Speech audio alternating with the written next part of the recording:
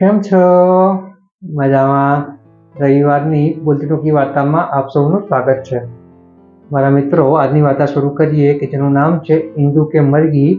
તે પહેલા એક વિનંતી એવી છે કે થોડા દિવસોમાં ધોરણ 10 અને ધોરણ 12ની બોર્ડની પરીક્ષાઓ શરૂ થવા જઈ રહી છે.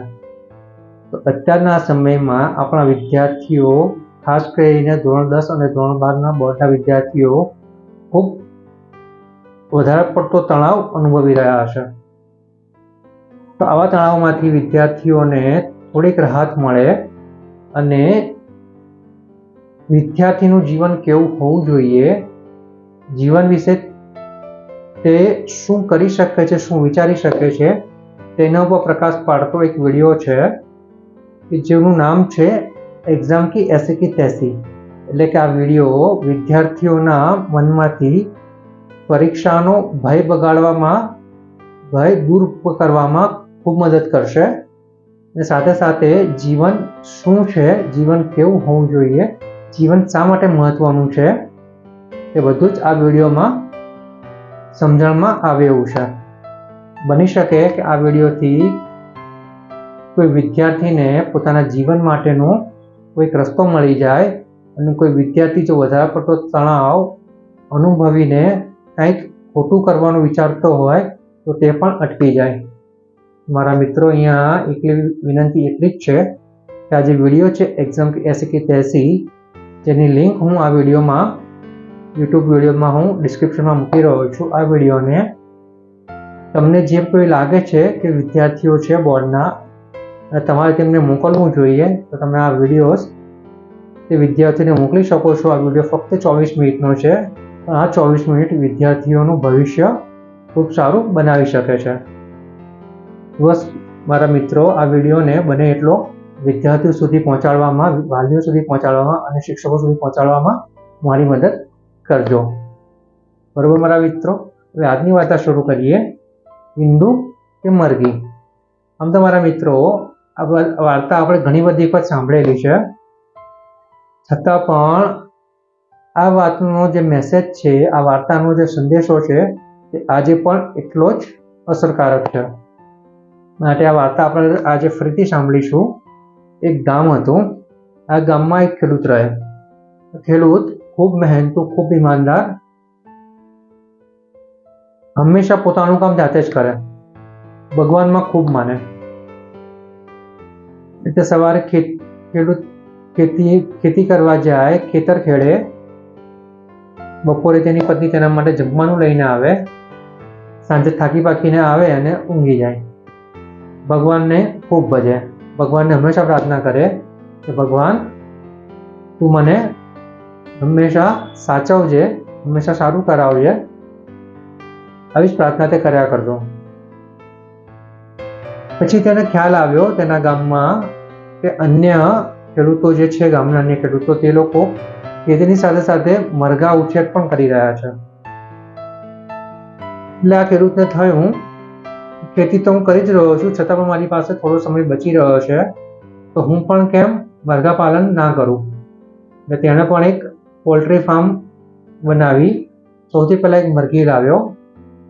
આ પોલ્ટ્રી ફાર્મ તેણે પોતાના ખેતરની નજીક જ બનાવ્યું. એક મરઘી લાવ્યો શરૂઆતમાં, એ જોવા માટે કે ભાઈ શું ખર્ચો આવી શકે અને કેવી રીતે કરી શકાય. મરઘી લાવ્યો, મરઘીને ખૂબ સરસ મજાનું ખાવાનું આપ્યું. રાત્રે સૂઈ ગયો. સવારે જ્યારે ખેતર ઉપર ખેતી કરવા ગયો, સૌથી પહેલા તેને થયું ચલો મરઘીને જોઈ લઉં. તો તેણે મરઘીને જોઈ તો મરઘી એક ઈંડું આપી રહી હતી. ખેડૂતે જોયું અને પોતાના કામે લાગી ગયો. થોડા સમય પછી આવીને તેને થયું કે મારે જે મરઘી માટે પાણી મૂક્યું છે તે પાણી કચરાવાળું થઈ ગયું હશે, તો એને બદલીને નવું પાણી હું ત્યાં મૂકી દઉં. એટલે નવું પાણી ભરવા માટે આવ્યો, ત્યાં જોયું કે મરઘીએ એક પીળા કલરનું ઈંડું આપ્યું છે. ખેડૂતને જરા નવાઈ લાગી. તો પછી તેને થયું કે બની શકે કે આ મરઘી પીળા કલરનું ઈંડું આપતી હશે. એટલે તેણે રાહ જોઈ. ઈંડું મૂક્યું છે તો હમણાં થોડા સમયમાં તો બચ્ચું અંદરથી બહાર આવી જશે અથવા ધીરે ધીરે ઈંડું ફૂટશે. થોડો સમય થયો પણ ઈંડું તેમનું તેમ પડી રહ્યું હતું. તેને જરા જિજ્ઞાસા જાગી. તેમ પીળું ઈંડું દેખાય છે, ચાલ ને મારા હાથમાં તો લઈને જોઉં. તો એ ખેડૂત પોતાના હાથમાં ઈંડું લે છે અને જુએ છે કે ઈંડાનું વજન એ સામાન્ય ઈંડું સફેદ કલરનું હોય છે તેના કરતાં ઈંડાનું વજન કંઈક અલગ જ હતું. તેને થોડું સમજમાં આવવા માંડ્યું હતું કે આ કોઈ સાધારણ ઈંડું તો નથી જ. તે આ ઈંડું લઈને પોતાના મિત્રને બીજા ખેડૂતને બતાવે છે કે જો ને ભાઈ, આ મારી મરઘી આજે કંઈક અલગ જ પીળા કલરનું ઈંડું મૂક્યું છે, તો તને શું લાગે છે? પેલો ખેડૂત તે ઈંડું હાથમાં લે છે અને તેના મિત્રને કહે છે, મારા મિત્ર, આ છે ને કોઈક ધાતુ લાગે છે, તો સોના જેવું દેખાઈ રહ્યું છે, પણ બની શકે સોનું ના પણ હોય. એક કામ કર, તું આ ઈંડાને લઈને આપણા ગામનો જે સોની છે, સોનાર છે, તેની પાસે જા, તે તને આના વિશે સાચું કહી શકશે. એટલે પછી બંને મિત્રો તે સોની પાસે જાય છે, સોનીને બતાવે છે કે મારી મરઘી છે તેને સવારે ઈંડું મૂક્યું હતું, એની સાથે સાથે એક બીજું ઈંડું પણ આવું એક પીળા કલરનું હતું. મારે જાણવું છે કે આ ઈંડું શું છે, કઈ ધાતુનું છે અને તેનું કંઈ પૈસા આવે કે ના આવે. પેલા સોનીએ ચેક કર્યું. સોની નામ તો ખ્યાલ આવી ગયું, જ્યારે હાથમાં જ્યારે ખ્યાલ આવી ગયો 100% સોનું જ છે, છતાં પણ તેને 2 વાર કન્ફર્મ કરવા માટે પૂરી ચકાસણી કરી અને છેલ્લે તારણ ઉપર આવ્યો કે આ ઈંડું ખરેખર સોનાનું છે. એને ખેડૂતને કહ્યું કે આ તમારું ઈંડું સોનાનું છે અને તમને આનો સારામાં સારો ભાવ હું આપી શકું છું. એટલે ખેડૂતે નક્કી કર્યું કે અમે ઘરમાં પૈસાની તંગી છે, તો આ ઈંડું અહીંયા વેચી દઉં અને પૈસા ઘરે લેતો જાઉં. એ ઈંડું વેચી દે છે અને પૈસા ઘરે લઈને જાય છે અને પોતાની જરૂરિયાતો હોય છે તે જરૂરિયાતો પૂરી કરતાં એટલે કે વસ્તુઓ ખરીદતો પોતાના ઘર તરફ જતો હોય છે અને ઘરે પહોંચી જાય છે. પત્નીને બધી વાત કરે છે. પત્ની ખૂબ ખુશ થાય છે. બીજે સવાર પડે છે. બીજે દિવસે મરઘી ફરીથી એવું જ પીળા કલરનું ઈંડું આપે છે. આ વખતે ખેડૂત સમજી જાય છે અને તે કોઈને પણ પૂછ્યા વગર સીધો ઈંડું લઈને સોનીની દુકાને જાય છે. તેને ઈંડું વેચી દે છે અને પૈસા લઈને ઘરે પહોંચે છે. ખેડૂતને તો મજા આવી ગઈ. રોજ સવારે સોનાનું ઈંડું મળે, તેને વેચવાનું અને પૈસા આવે. આમને આમ તે ખેતી કરવાનું ભૂલતો જાય છે. હવે તેને ફક્ત ને ફક્ત મરઘી અને એના ઈંડામાં જ રસ રહે છે. બાકી ખેડૂત ખેતીને તે ધીરે ધીરે સાઈડમાં મૂકી દે છે. આવું થોડા દિવસ ચાલે છે. એક દિવસ તે ઈંડું વેચીને ઘરે આવીને શાંતિથી બેઠો હોય છે ત્યારે તેની પત્ની સાથે વાર્તાલાપ કરે છે કે આમ તો જે પ્રમાણે મરઘી સોનાનું ઈંડું આપી રહ્યું છે તે પ્રમાણે લાગે છે કે આપણે થોડાક જ વર્ષોમાં ખૂબ પૈસાદાર થઈ જઈશું અને આપણે આપણું જીવન આપણા પ્રમાણે જીવી શકીશું. આવું પતિ પત્ની વાત કરતા હોય છે. તો તેમાં પત્ની તેના પતિને કહે છે, ખેડૂતને કહે છે, આના માટે આટલા બધા વર્ષો રાહ જોવાની શું જરૂર છે? મરઘી સોનાનું ઈંડું આપી રહ્યું છે તો એનો મતલબ એવો નથી થતો તેના પેટમાં જ બધા સોનાના ઈંડા પડ્યા છે. તો આપણે એવું ના કરી શકીએ કે બધા ઈંડા એક સાથે લઈ લઈએ? ખેડૂત તેની પત્નીને કહે છે, જો આપણે એક સાથે જ બધા ઈંડા લેવા હોય તો આપણે મરઘીને મારવી પડે. તેની પત્ની કહે છે, આટલા વર્ષો રાહ જોવી એના કરતાં મરઘીને મારીને બધા ઈંડા એક સાથે લઈ લેવા એ વધારે બુદ્ધિભર્યું કદમ ના કહેવાય? ખેડૂત તેની પત્નીની વાતમાં હામાં હા મિલાવે છે અને તે નક્કી કરે છે કે આવતીકાલે સવારે મરઘીને મારી નાખીશું અને તેનામાંથી જેટલા પણ ઈંડા આવશે તે બધા એક સાથે લઈને સોનીને ત્યાં વેચી અને પછી આ ગામ છોડીને ક્યાંક બીજે ગામમાં જતા રહીશું અને ખૂબ સદ્ધરતાભર્યું જીવન જીવીશું. પછી તેઓ સૂઈ જાય છે. પ્લાન પ્રમાણે સવારે વહેલા ઉઠે છે. એક છરી લે છે. છરી લઈને મરઘીને કાપી નાખે છે. કાપીને પછી તે મરઘીની અંદર સોનાના ઈંડા શોધે છે, પરંતુ તેને એક પણ ઈંડું મળતું નથી. ખેડૂત ખૂબ નવાઈ પામે છે. તેની પત્ની સાથે હોય છે. પત્નીની સામે જોઈને વાત કરે છે, શું લાગે છે, શું થયું હશે, કેમ એક ઈંડા નીકળ્યા નહીં? એની પત્ની કહે છે કે બરાબર જુઓ, અંદર જ હશે, બહુ બધા ઈંડા હોવા જ જોઈએ.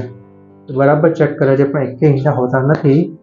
પછી પતિ પત્ની શાંતિથી બેસે છે અને વિચારે છે કે તે લોકોએ વિચારે છે અને તે લોકોને ખબર પડે છે કે તે લોકોએ ખૂબ મોટી ભૂલ કરી છે. આ જે મરઘી સોનાનું ઈંડું આપતી હતી તે કુદરતી રીતે જ આપતી હતી. ભગવાનનો સંકેત હતો કે ભગવાન તે લોકોને ધીરે ધીરે મદદ કરવા માંગતો હતો, કે ધીરે ધીરે મદદ કરી અને એ લોકોને સદ્ધર કરવા માંગતો હતો, પરંતુ તે લોકોને ખ્યાલ આવ્યો કે તે લોકો ખૂબ જ ઓછા સમયમાં ખૂબ વધારે પૈસા મેળવવા માંગતા હતા અને તેના માટે તેમણે આવું કૃત્ય કર્યું. બંને પતિ પત્ની ખૂબ પસ્તાય છે, પરંતુ જ્યારે અજુકતો નિર્ણય લેવાઈ જાય છે ત્યારે પસ્તાવા સિવાય કશો જ વારો આવતો નથી. આવી રીતે પતિ પત્ની બંને ખૂબ પસ્તાવો કરે છે અને પછી પોતાના નસીબને અને પોતાની જાતને કોસે છે અને પાછા ફરીથી ખેતીના કામમાં જોડાઈ જાય છે. મારા મિત્રો, આ જે વાર્તા છે ઈંડુ કે મરઘી, તે અહીંયા પૂરી. આ વાર્તા તો આપણે ઘણી બધી વખત, અસંખ્ય વખત સાંભળી હશે. આ વાર્તા આપણને શું કહેવા માંગે છે તે પણ આપણે ઘણીવાર સાંભળ્યું હશે. આ વાર્તાનો બોધપાઠ આપણે સમજ્યા પણ હઈશું, પણ છતાં પણ આપણામાંના ઘણા બધા લોકો આ વાર્તાનો જે બોધપાઠ છે પોતાના જીવનમાં ઉતારવામાં નિષ્ફળ જાય છે. આપણે ઘણી વખત ઉતાવળમાં એવા પગલાં ભરી લઈએ છીએ કે પગલાં ભર્યા પછી પાછળ પસ્તાવા સિવાય કશો જ વારો નથી આવતો. માટે મારા મિત્રો, હંમેશા આપણે આપણું કામ પૂરી ઈમાનદારીથી, પૂરી ધગશથી કરતા રહેવું જોઈએ, પરંતુ જે તેનું ફળ છે, ફળ ઉપરવાળા ઉપર છોડવું જોઈએ. જો ઉપરવાળાએ નક્કી કર્યું હશે કે તે આપણે ધીરે ધીરે કરીને આપવા માંગે છે, તો આપણે તેનો સ્વીકાર કરવો જોઈએ. ખોટી લોભ કે લાલચમાં આવીને બધું એક જ સાથે કરી લઉં, બધું એક જ સાથે પ્રાપ્ત કરી લઉં, મોટો કૂદકો મારી લઉં, જો તેવું વિચારીશું તો ચોક્કસ જ આપણને પેલા ખેડૂતની જેમ પસ્તાવાનો વારો આવી શકે છે. માટે મારા મિત્રો, આ જે વાર્તા છે ઈંડુ કે મરઘી, તે આપણને આપણા જીવનમાં એક ઠેરાવ લાવવાની વાત કરે છે. ઉપરવાળાના પ્લાન ઉપર ભરોસો કરવાનું કહે છે. પોતાનું કામ ખૂબ ઈમાનદારીથી, ખૂબ નિષ્ઠાથી, ખૂબ ધગશથી કરવાની વાત છે, પરંતુ આ કામનું મને શું ફળ મળશે તે વિચારવાની વાત નથી, તે ઉપરવાળા ઉપર છોડવાની વાત છે. જો આપણે આટલું કરી શકીએ તો આપણે આપણું ચોક્કસ જ આ લક્ષ્યો ખૂબ જ સરળતાથી, સફળતાથી, સંતોષપૂર્વક પ્રાપ્ત કરી શકીએ છીએ. અને આપણે આવી રીતે આપણું જીવન જીવીશું તો કોઈ પણ જાતના લોભ અને લાલચમાં આપણે નહીં આવીએ અને આપણે આ દૂષણોથી છે તેનાથી દૂર રહી શકીશું. તો બસ મારા મિત્રો, આટલું જ આપણે શીખવાનું છે અને આપણું જીવન વધારે સારું બનાવવાનું છે.